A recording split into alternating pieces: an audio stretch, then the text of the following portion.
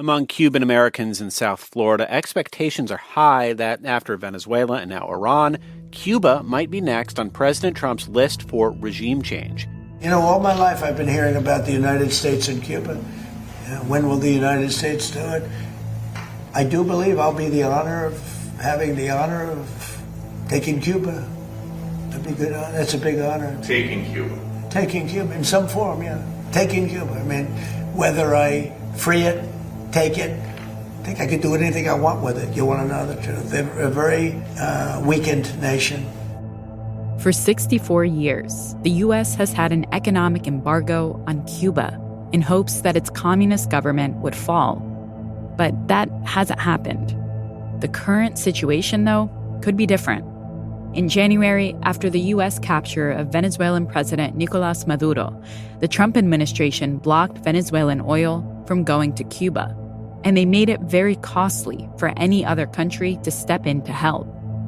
President Trump says Venezuela will no longer send support to Cuba, no oil, no money. And it has also promised tariffs on any country that breaks the blockade. Cuba is suffering its greatest economic crisis in decades, with the island experiencing blackouts, food shortages, and long gas lines. It relies heavily on Venezuelan oil, and without it, experts warn the economy could collapse, leading to widespread suffering and social unrest. I have aunties in Cienfuegos. I have cousins in Cienfuegos. My mother-in-law lives in Cienfuegos. And there, the situation is worse, much more worse. This is Eloy Viera. He's a Cuban lawyer and journalist from Cienfuegos, Cuba, now based in Canada. He writes for El Toque, an independent news outlet that's been critical of the Cuban regime. Eloy left Cuba in 2019 after multiple detentions. Many of his friends and family are still there. We spoke to Eloy in February, before the U.S. began partially lifting its blockade of Venezuelan oil and allowing limited humanitarian oil shipments back into Cuba. The life is really bad right now, really bad. Because, of course, when you don't have electricity, you don't have water, you don't have a way to cook your food. There are many people using charcoal for cook their food, but at the same point, charcoal is also a limited resource. A big bag of charcoal right now in the informal market is like 1,500 pesos. 1,500 Cuban pesos equals around $62 US. And we're talking about a country where that can be more than a quarter of your monthly wages. It's a really bad situation. And I don't think it's going to be better, at least not under the circumstances that they are living right now. What his family was living through was happening all across the island nation of around 10 million people. Earlier this year, NPR reporter Eder Peralta went to Cuba to hear directly from the Cuban people. My love, the thing is very bad, she says. Her friend stops her. She's saying too much in front of a microphone. But Marislesis dismisses her because that's the thing about the thing. The thing can be anything. The people Eder met talked in a kind of code so as to not appear critical of the Cuban government about la cosa, or the thing. La cosa es la comida, los alimentos que compramos, la ropa. The thing is our food, our sustenance, our clothes. ¿Cómo está la cosa? Altísima, carísima, malísima. How's the thing? It's super high, it's super expensive, it's super bad. In mid-March, Cuba experienced an island-wide blackout that's left millions without any power. It's the third major blackout in 4 months. How did Cuba get here? One version of the story is that the U.S.'s outside influence has made it impossible for Cuba to flourish. Not long after the 1959 Cuban Revolution, at the height of the Cold War, the United States began working to undermine the communist government there. The CIA plotted to assassinate Fidel Castro at least 8 times, and 60-plus years of economic sanctions have stunted the island's potential and led to Cuban people suffering. That's one side. Another version of the story is that inside Cuba, the communist government has repressed dissent and mismanaged the economy for decades, transforming the island into an impoverished police state that's forced millions of Cubans to flee. To make sense of all this, We're going back to the very beginning of the Cuban Revolution to look at how both sides of this story have shaped the current crisis. I'm Ramtin Arablouei. And I'm Rund Abdelfattah. Today on the show, Cuba from the inside and out.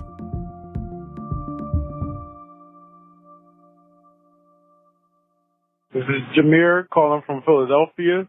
I like listening to Throughline because I look at history as a record of our existence. Part 1. The two embargoes. In January 1959, like today, Cuba was in the news. The revolution in Cuba has thrown out the Batista administration, and it has installed a provisional government. That was the first step. Now the revolution must consolidate itself.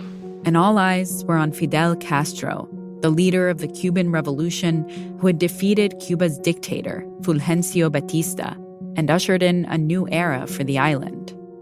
I know that who rule in Cuba now, who gives orders now in Cuba, is the public opinion with the free press. Fidel Castro promised something different, a new Cuba ruled by the Cuban people. It was an optimistic time for Cuba. For many Cubans, the revolution was the first step in securing a real democracy. That was the dream. This is Lillian Guerra. She's a Cuban-American history professor at the University of Florida. Lillian was born in the U.S. in the 1970s, but much of her family remained in Cuba. The revolution against Batista in the 50s and the rise of Fidel Castro, the goal and the promise that they will have this nationalist, capitalist, and democratic and socially progressive society. At first, Fidel Castro was very popular. The young, charismatic lawyer said he wasn't a communist and was seen as a national hero. One of his first acts in power was to implement huge land reforms to break up large foreign-owned sugar plantations and redistribute that land to farm workers. Some of these plantations, which were huge and had hundreds of thousands of acres of land, and the reality was that land was so concentrated in the hand of a few that the land reform only affected 3% of landowners. Who it did impact was U.S. companies that had big investments in the Cuban sugar industry. They owned hundreds of thousands of acres of farmland. And according to Lillian Guerra, these U.S.-owned plantations didn't exactly play fair. They operated in some instances like states within states where they had toll roads, they had private port facilities and all that kind of stuff. And they paid people in a company script that was only redeemable in a company store. So that is what the land reform was meant to overturn. The land reform was passed May 1959. 5 months after the revolution. The government starts implementing it. This, of course, was horrifying to those U.S. businesses that owned this land and to U.S. investors in the sugar markets. But inside of Cuba, the land reform was seen as a big win. The thinking was that if these laborers who had worked for foreign-owned sugar plantations owned their own land, they would be better able to participate in a free economy as consumers. Not exactly communist thinking. I think that might be, to an American listener who associates Fidel Castro as sort of like the poster child for communism, the idea might be surprising to a lot of people. Yes, and frankly, there is nothing surprising about it. And that's because by the late 1950s, Castro's message of change was becoming more and more appealing to Cubans who were growing tired of the Batista dictatorship's corruption and brutality. And at the time of the revolution, Castro hadn't yet come out publicly and said he was a communist. Fidel does ultimately ride a wave of unconditional support for the revolution in 1959 to 1960, and he takes full advantage of that. But then things begin to happen that nobody expected. The Castro government started to dismantle the free press. Between January and May of 1960, this extremely, lively, vibrant press, which included national television stations, which included dozens and dozens of radio stations and newspapers. That all got nationalized. Many people in Cuba, especially the wealthy and middle classes, were not happy with the changes Castro was enacting. Even in the worst moments of dictatorship prior to 1959, the press played a heroic role. There were always journalists who were willing to report on what was really happening, and they paid a very high price, and Cubans were very aware of that. The dream of a more democratic, free Cuba was quickly proving to be just that, a dream. After the revolution, hundreds of thousands of Cubans left the island, many of them bound for the U.S. And the U.S. received fleeing Cubans with open arms, because the U.S. was anxiously watching Cuba, and it hoped by supporting the exodus of Cubans leaving the island, it would destabilize Fidel Castro's government. How quickly within Cuba did people realize everything has changed? And how quickly outside of Cuba did the U.S. realize they have now an enemy in Cuba? Well, the Eisenhower administration pretty much from the get-go saw Fidel Castro and the revolutionary movement with hostile eyes. Many members of the Eisenhower administration were suspicious of what Castro wasn't saying out loud. It was the Cold War, and they feared he was a communist. The U.S. position under Eisenhower is about containment at first, toleration at first. What nobody expected is that August of 1960, Fidel's going to come out with a week of national jubilation and nationalize all foreign-owned businesses on the island. Before the revolution, U.S. companies owned or controlled 90% of Cuba's electrical grid, telephone system, and mines. And they had a large stake in sugar plantations and oil refineries. Now, all these industries belong to the Cuban government. U.S. companies lost $1.9 billion in investment. Castro defended his actions at the United Nations General Assembly. He called out the U.S. for being an imperial force that exerted too much power on Cuba and other UN countries. What nobody expected is that 2 months later, he's going to decree the nationalization of all medium and large-scale businesses that are domestically owned. Meaning Castro's government wasn't just seizing foreign-owned companies, which many Cubans supported. It was also taking over Cuban-owned companies. By December of 1960, without ever having said, I'm a communist, or even revealing the degree to which he has integrated Communist Party members to his state, the government is communist in all but name, and it controls 80% of the economy, 80% of the economy.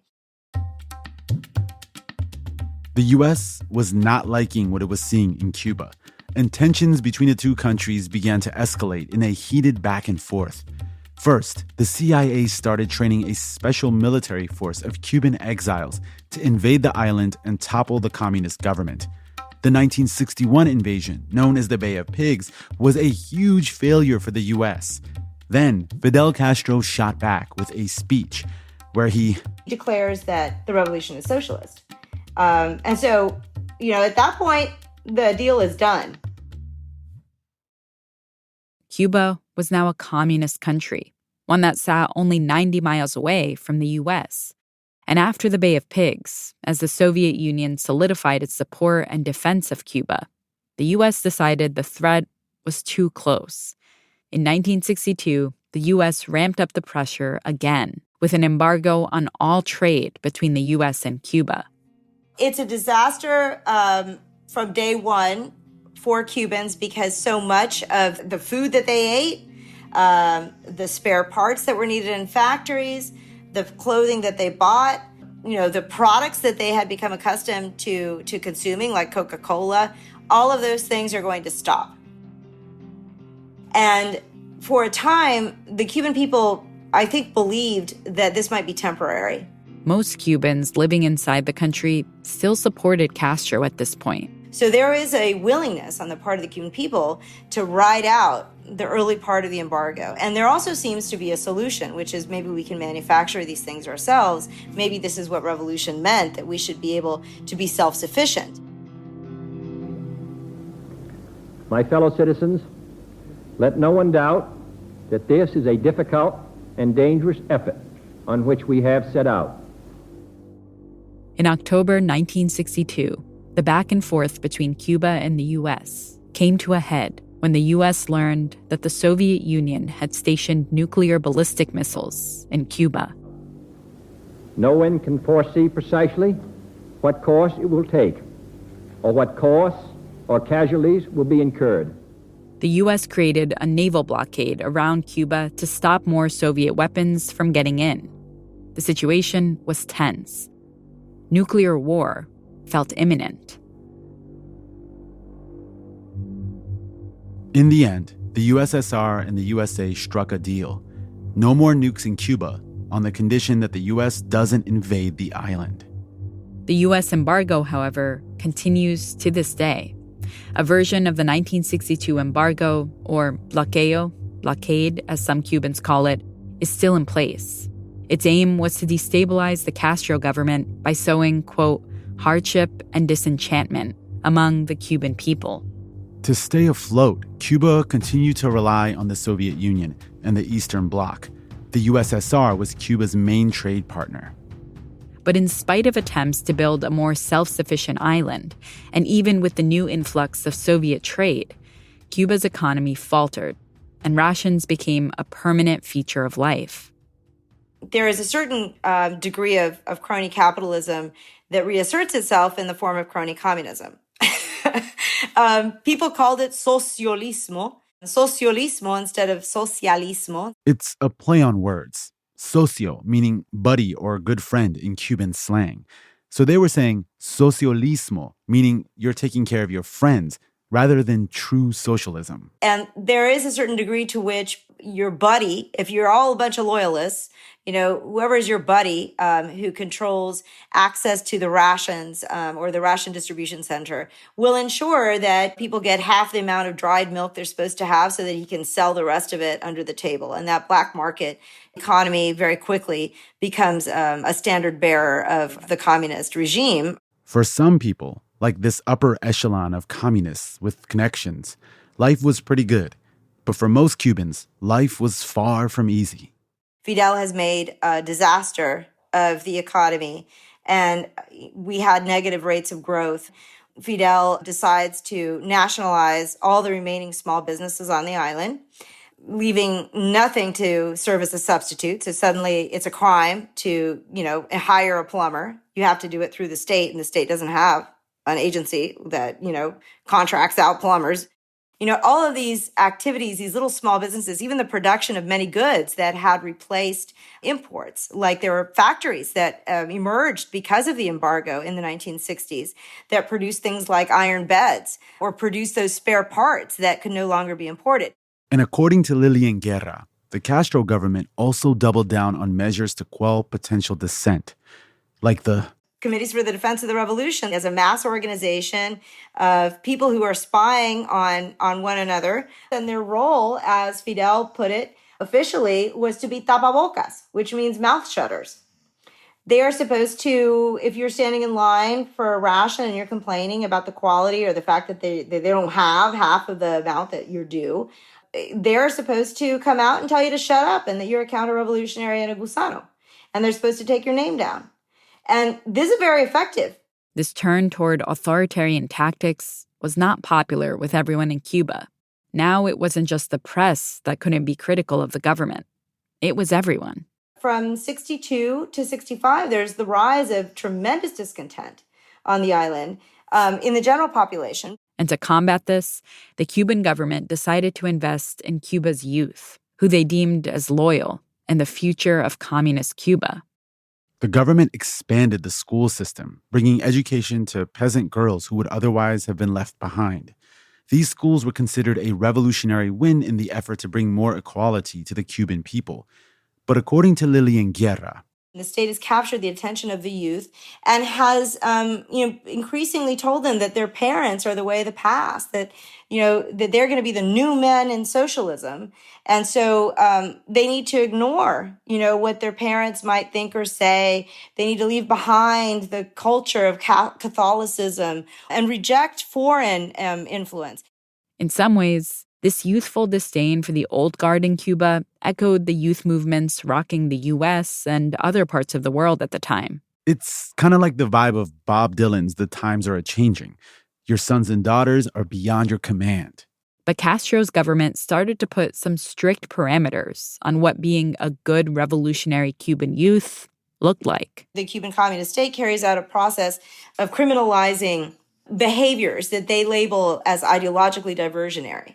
Those behaviors include listening to the Beatles. They include wearing jeans. They include being gay or being a person who tolerates gayness.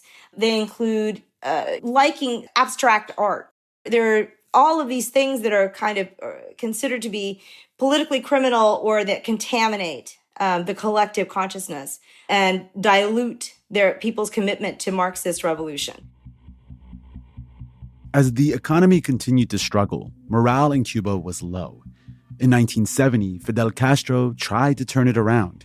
He announced that the country was going to have a 10 million ton sugar harvest, La Zafra de los 10 millones. And this harvest was going to jumpstart the economy and finally allow Cuba to be economically independent. You have doctors, you have teachers. Everybody who could possibly cut sugarcane was mobilized. It was supposed to show that the Cuban people could produce for themselves. And in the end, it fails. They came up short of their goal of 10 million tons. It was still the largest sugar harvest in Cuba's history, but it came at a price. In order to make this big harvest happen, the government let other parts of the economy fall apart.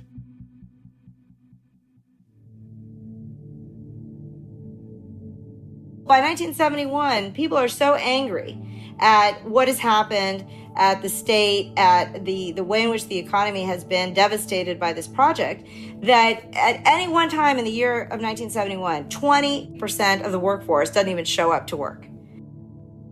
Some Cubans call Castro and his government's economic and social policies the internal blockade.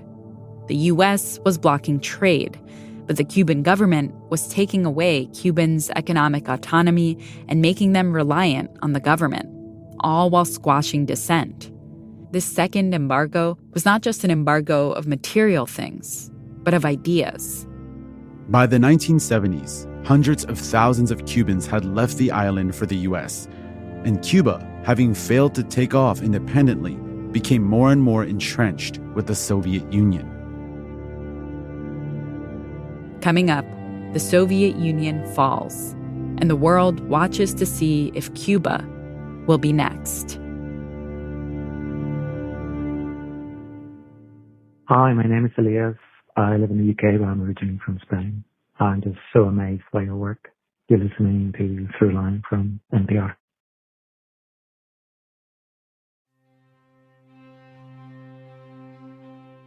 Part 2. The Special Period. In 1991, the world order, as it had been for decades, collapsed. The gradual deterioration and final collapse of the Soviet Union has hit other socialist nations like the aftershocks of an earthquake. Perhaps none has been hit so hard as Cuba. There's this tremendous sense of crisis in Cuba now. After the fall of the Soviet Union, Cuba entered what its leader, Fidel Castro, coined the special period in the time of peace. That term came loaded with irony for everyday Cubans, because for them, this period was anything but peaceful. For decades, the Soviet Union had been sending oil, food, and machinery to Cuba, and the entire economy was subsidized by Soviet money. The public health sector was utterly dependent on Soviet aid. The school system was dependent on Soviet aid, the infrastructure. You couldn't pick up garbage without the oil to put in your trucks. You know, all this stuff from the Soviet Union, not only is it unavailable and unimportable, it actually ceases to be produced. And they lived a period of several years of dire economic needs. This is Maria de los Angeles Torres. Born in Cuba, she's a professor of Latin American and Latino studies at the University of Illinois in Chicago and has written extensively about the history of U.S.-Cuba relations. Cuban people experienced widespread energy and fuel shortages. The government instituted strict food rations. Hunger increased. The staple foods from the Soviet Union that people had relied on for decades disappeared.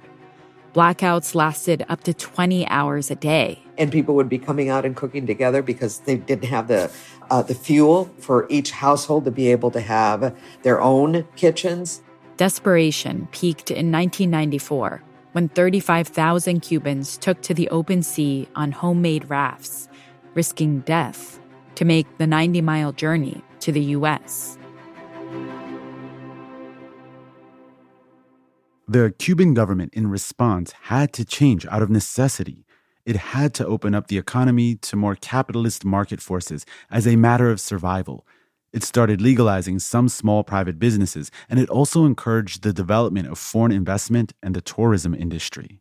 That in particular was pretty hard to stomach. This is history professor Lillian Guerra again. So much of the revolution's mythology, created by Fidel Castro and enforced by the Communist Party, rested on the idea that tourism was bad, that foreign investors were the bane of communism. And in fact, you get the very thing that Fidel spent the 90s and the 80s criticizing. The government began to encourage foreign businesses to set up shop in Cuba and take advantage of the cheap labor Cubans provided those investors. And the company is paying the Cuban government, not the workers directly, more than, in fact, the worker will receive. Let's say that the Cuban government is receiving for every one of its workers a monthly paycheck of $500. Well, the Cuban is actually only getting $50, and the government gets to keep the rest. And so the Cuban who works in that assembly plant has to be grateful because he has more than the average Cuban, and he gets a bag of goods that nobody has, like deodorant, really nice shampoo, detergent, basic products that are no longer available on the ration or in the national currency, that are manufactured abroad, imported. The Cuban government needs to fill the void left behind by the collapse of Soviet aid, and it begins to turn to other countries, like Venezuela. So Hugo Chavez really creates a relationship with Fidel that's based on the Cuban state contracting doctors and other professionals. Under Castro, Cuba had a robust education system, which allowed them to train professionals like doctors to send abroad. Venezuela wasn't the only place this so-called white coat army went. Doctors were sent to Guatemala, Brazil, Honduras, Haiti, and more. In exchange for doctors, Venezuela sent Cuba 100,000 barrels of oil a day. In addition to oil, Cuba also got money. Some studies estimate that leasing skilled professionals to foreign countries brought in billions of dollars a year to Cuba. Then the question is, what happens with that money? Okay? Is it reinvested or not? There's been investment in hotels and in infrastructure around hotels. But Torres says the government didn't invest in other infrastructure like the energy grid or road repairs. All of a sudden, there's blackouts. You cannot drive, in certain streets because the potholes are huge. So there's a question of what was happening to the money that was being generated. An extreme economic crisis, hunger, crumbling infrastructure, a government response that goes against the communist ideals Castro preached for decades and ends up enriching the government more than the Cuban people. This is the situation Cuban people find themselves in at the turn of the century. You cannot escape the outrage that Cubans felt. They also were outraged by the fact that the Cuban state, whenever something would come up that was obvious, visible evidence of its own mismanagement or its own hypocrisy, they would blame the special period or they'd blame the U.S. embargo. And so citizens had this incredible sort of, memory checklist. And it was one thing after the other that Cubans complained about. The number of grievances it was miles long. There were countless grievances. That sparked changes outside of Cuba, too, and in Cubans' relationship to the outside world, particularly with the U.S. People's discontent with the government had also led many to seek new lives elsewhere. In the U.S., a new diaspora of Cuban-Americans started to grow and change. There was more of an outflow of people leaving Cuba. And that started changing the configuration of the community. The politics is a whole different ballgame, but the effective relationships that people had to their relatives was much closer. If you think about at least my wave of immigrants, the beginnings of the 1960s, we spent 20 years without seeing our relatives. Whereas people who were leaving in the 90s, they did not have that waiting period, all right? Family members in the U.S. would send money back to Cuba or supplies. These relatives were playing an important role in the Cuban economy. Cuba was aware of the remittances and was aware of the power of how much money people could send back. So the remittances become very important during this period of time. That was a sea change of attitude, I think, here in Miami and in other places where there were Cuban exiles, because people felt that they could then really have a relationship with their relatives that didn't have to go through the government. You could support your relatives, but that didn't mean you were supporting government. And so that is another way that I think that Cuba survives during that period. That affective tie allows for a, if you will, a Cuba beyond borders of the political to kind of exist. It was a new kind of relationship that also changed how people inside Cuba felt about the people who had left. They saw their families as supporters, and they saw their friends who left as people who were, trying to better their lives, not being traitors to the revolution. And they do lose confidence in their government because it's not their government who's taking care of them anymore. It's their relatives. Despite the discontent and the economic challenges, the communist government still survived. And as the economic storm of the special period started to clear, the government would even reverse course. It tightened down the economic controls once again, like scaling back opportunities for private businesses. It's almost like liberalization is a last resort. And it is only when it is like they're up against the wall that they sort of say, okay, let's do this. And as soon as it is resolved, then they go back to the old ways of doing things. In those 90s, there were debates within the government. I don't think it's a monolithic government. I think there are factions in that government that have different points of views. There were those who argued for liberalization. I think that the ones who argued for repression end up winning. When I look at the situation today, I think that if Cuba had gone a different direction with the collapse of the Soviet Union in 1991, they would not find themselves in the situation that they are today. I think they opted for maintaining a centralized economy and one that is very rigid and not very productive because they were afraid of political change. So they find themselves with a very unproductive economic system and one that tends to rely on other countries. It's almost like I think they have reached the cliff's end here. Coming up, Cuba on its way to the edge of the cliff. Hi, this is Christina from Houston, Texas, longtime listener, first-time caller, and you're listening to Throughline from NPR. This show reminds us that history is not black and white, and we'd be wise to learn from it. Keep up the great work. Hi, Rund here. If you're listening to this episode and you feel like you've learned something about the world around you, send us some love. You can leave Throughline a review on Spotify or Apple Podcasts. We really do read those reviews. They help us understand what people love about the show and what they want to hear more of. And while you're at it, make sure you follow the show too. That helps other people find out about our show. It's one way you can help us.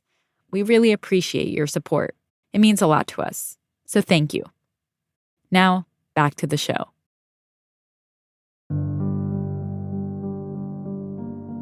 Part 3.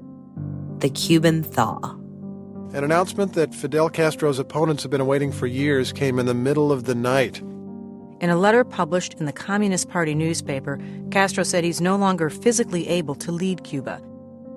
In 2008, 81-year-old Fidel Castro officially stepped down as president, handing power to his brother, Raul. That's not necessarily a transition. Giving Raul the reins of power is precisely symbolic of the political crisis that Cuba has lived since the revolution, and that is, it has not allowed for a renovation of political leadership. This is Maria de Los Angeles Torres. She's a professor of Latin American and Latino studies at the University of Illinois in Chicago. Fidel, it was a central figure for many people who were not necessarily ideological, felt a certain affinity to him, even if they were living in disaster. I think Raul does not have that kind of relationship with people, and clearly the military personnel that has been put in charge of the various components of the government does not have that repertoire at all. And so it has made it easier for people to be more critical of the government. As Raul Castro took power, just across the Atlantic Ocean, another leader stepped into office, U.S. President Barack Obama. Throughout his 2 terms, Obama pursued what was dubbed the Cuban thaw, the start of a new chapter between the 2 countries, resuming the kind of diplomatic relations that hadn't been seen in more than 50 years. He started with relaxing travel and trade restrictions. Then he became the first U.S. president to visit Cuba since 1928. And he called on Congress repeatedly to lift the U.S. embargo on Cuba.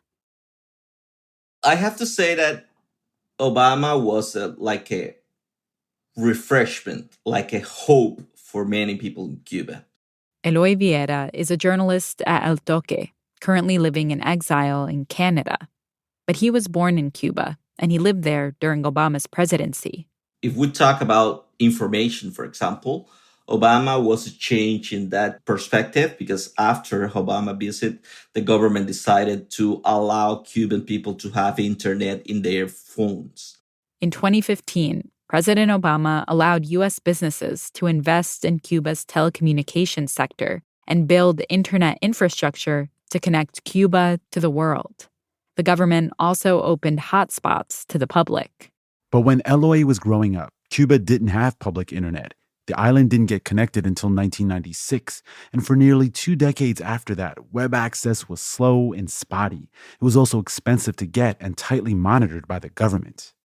People still couldn't access the internet in their homes, only in public spaces regulated by the state, like cybercafes or parks. One of the main things that I remember from Cuba at that point is that in a big park, in a public space, many people screaming to their phones, trying to talk with their relatives, with their friends in other parts of the world, but you have someone seated beside you, another seated next to you. So they were sharing, sometimes even intimacy.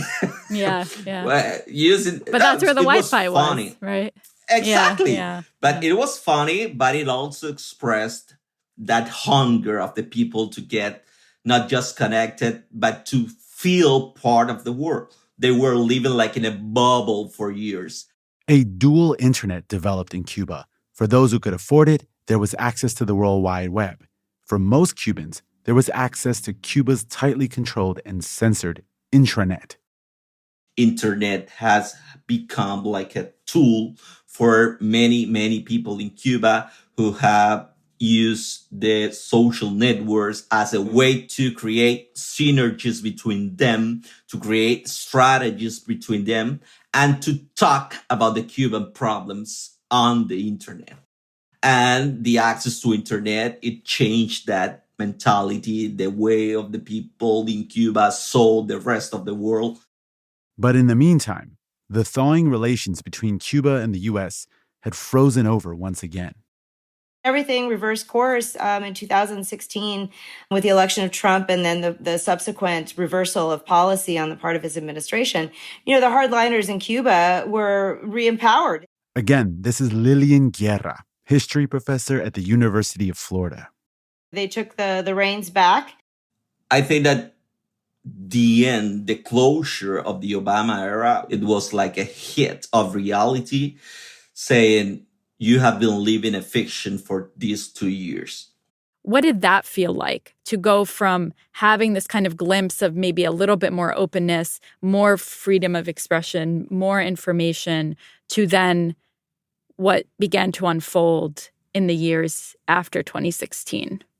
I have to say that it was one of the main or worst frustrations of my generation. Travel restrictions were back. The money from U.S. tourism and investment from U.S. companies dried up, and the Cuban economy took a downturn. The regime wanted that you believe that something was possible under their control. And for my generation, this generation that started to make activism, journalism, at that moment, it was a huge frustration. The last decade in Cuba has been characterized by worsening economic desperation, and the pandemic didn't help. In 2021, Cubans took to the streets in a massive display of frustration and grievance with the government. Cuba is one of the most tightly controlled countries in the world, which is why yesterday's demonstrations were astonishing. They were asking first for food, medicine, and vaccines, but their loudest cries were really calls to end the communist regime, to end the dictatorship.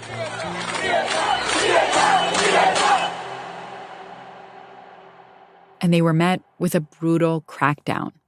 Police detained around 1,000 people, hundreds of whom are still imprisoned today. The conditions that fueled the 2021 protests have only worsened since then.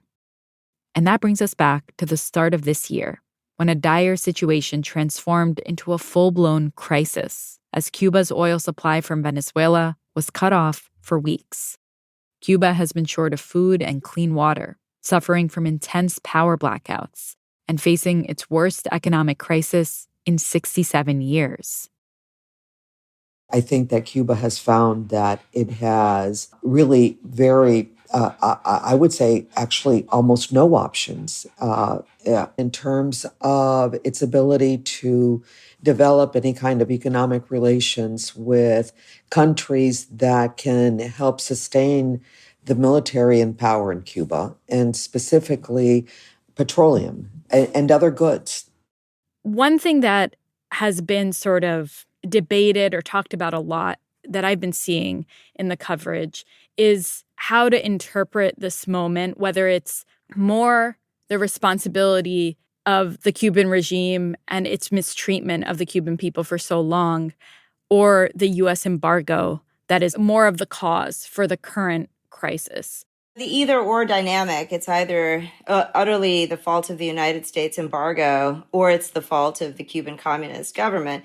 That's a very comfortable paradigm for both the Cuban government as well as its detractors. I think that the argument that it's only the embargo is actually a very U.S.-centric perspective, because the corollary to that is that if it's the embargo, then the only thing that can save Cuban people is taking away the embargo. While obviously the United States is a huge factor in Cuban politics and has always been, I don't think it's the only factor. I think Cubans have in their hands the ability to, despite the embargo, make choices about how they deal with, the economy, how they organize their politics, how they trade with other countries, how they deal with their own citizens. The communist state relies on the total economic dependency of the population. You don't have any economic autonomy, nor do you have political or social autonomy from the state. And ostensibly, this is all for, the general good, but effectively, it has been for the general impoverishment. Cubans are more equally poor than they are equally rich. And you have an economic elite, which is the Cuban Communist government very top echelon that live like kings. The embargo has actually created a series of cottage industries that have actually allowed the Cuban military to create lots of small and big businesses around the embargo, that they have become a factor in not wanting the embargo lifted. These are not hard-earned dollars. These are public monies. And I think that that is the difference, and that is where the critical perspective comes.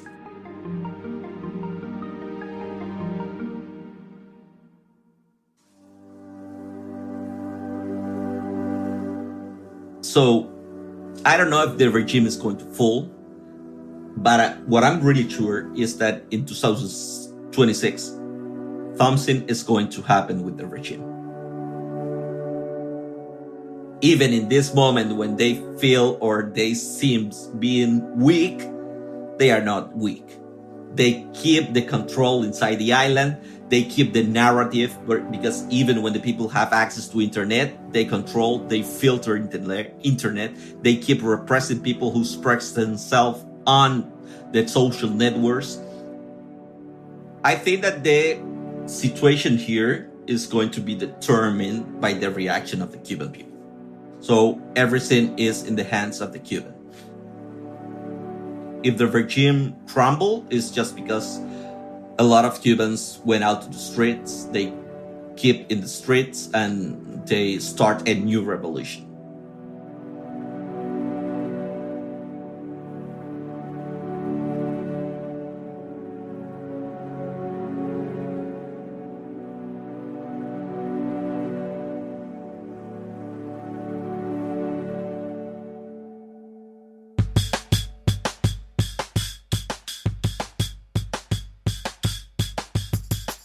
That's it for this week's show. I'm Rand Abdel Fattah. I'm Ramteen Arablouei, and you've been listening to Throughline from NPR. This episode was produced by me. And me, and... Julie Kane. Anya Steinberg. Casey Minor. Christina Kim. Devin Katayama. Irene Noguchi. Kiana Moghadam. Thomas Coltrane. Fact-checking for this episode was done by Kevin Vogel. Also, thank you to Johannes Durgi, Dylan Kurtz, Rebecca Ferrer, Beth Donovan, and Tommy Evans.